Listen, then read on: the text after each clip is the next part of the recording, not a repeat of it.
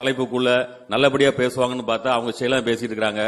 இஸ்லாத்தை குறித்தும் முகமது நபியை குறித்தும் அல்லாஹ்வை குறித்தும் இவர்களால் கேவலப்பட்டுக் கொண்டிருக்கிறார்கள் மற்ற முஸ்லீம்கள். நாங்க கூட எல்லாரையும் மதிச்சுக்கிட்டு தான் இருக்கிறோம். இவர்கள் தான் தேவையில்லாம இப்படி எல்லாம் பேசி இவர்கள் இழுத்து விட்டு இதே அளவுகோல நம்மள அளவுகோல அளக்க வச்சு பேச வைத்தது இவர்கள் தான். அதனால பாட்டிருக்கிற மற்ற சகோதரர் இதை நன்றாக விளங்கிக் கொள்ள வேண்டும். இஸ்லாத்தை கேவலப்படுத்துவதிலும் முகமது நபியை கேவலப்படுத்துவதிலும் அல்லாஹ்வை இழிவுபடுத்துவதிலும் டிஎன்டேஜை விட்ட உலகத்தில் ஆளே கிடையாது. இன்னைக்கு அவ்வளவு தூரம் ஜமாத்துக்காரர் கொதித்து போயிருக்கிறதுக்கும் மற்ற காரியங்களுக்கு இவ்வளவு காரணம். ஏன்னால் இவர் வைத்துக் கொண்டிருக்கிற அளவுகோலாம் நம்ம திருப்பி இப்படி வைக்க வேண்டி இருக்குது. அதனாலதான் நம்ம பேசுகிறோம். இவர்களோட பேச்சுக்கு ஏதாவது மாதிரி தான் நம்ம பேச வேண்டி இருக்கிறது. ஏன்னால் இவர்கள் அளக்கிற வழக்கு தான் நம்மளும் அளந்து சொல்ல வேண்டி இருக்கிறது. அப்புறம் நம்ம இப்ராஹிம் சையது போகும்போது இந்த மாதிரி அவர் தேனமான அந்த காரியங்களை விளக்கம் சொன்னதுக்கு அப்புறம் புரியாம மீண்டும் மீண்டும் அதே சொல்லிக் கொண்டு அப்ப உங்களையும் திட்டுறாரு அப்படின்னு சொல்லிட்டு இருக்கிறாரு.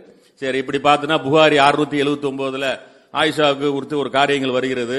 அங்கே தொழுவை கொடுத்து மரண நேரத்தில் அவர்கள் முகமது அவர்கள் மரண நேரத்தில் இருக்கிறார். அப்பொழுது யாரை அடுத்து தொலை சொல்லிட்டு அபூபக்கர் அவர்களை தொழ வேண்டும் என்று சொல்கிறார்கள்.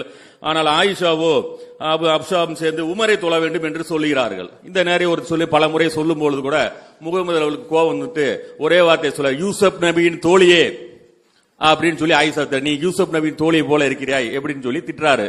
இது யார் அந்த யூசுப் நபியின் தோழிகள் அப்படின்னு சொல்லி நம்ம கொஞ்சம் கவனமா பார்த்தா அவர்கள் விபச்சாரம் செய்கிற ஆண்களை அழைத்துக் கொண்டு உடலுறவு செய்து கொண்டு விபச்சாரம் செய்யக்கூடிய பெண்கள். இத உங்க இதிலே கூட வரலாற்றுல இருக்குது. இந்த மாதிரி விபச்சாரம் செய்யக்கூடியவராக தான் யார சொல்றாரு, ஆயிஷாவை பார்த்து முகமது திட்டுறார். இவரைத்தான் நீங்கள் அன்னையர் என்று அழைக்கிறீர்கள். குறிப்பா சொல்ல போனா அவர்கள் அழகை கண்டு கையை அறுத்துக் கொண்டு தோழிகள் வரவா சைனிக்கவா அப்படின்னு என்று யூசுப் யாரு அந்த யூசுப் நபியின் தோழிகள் அப்படிப்பட்ட தோழிகள்.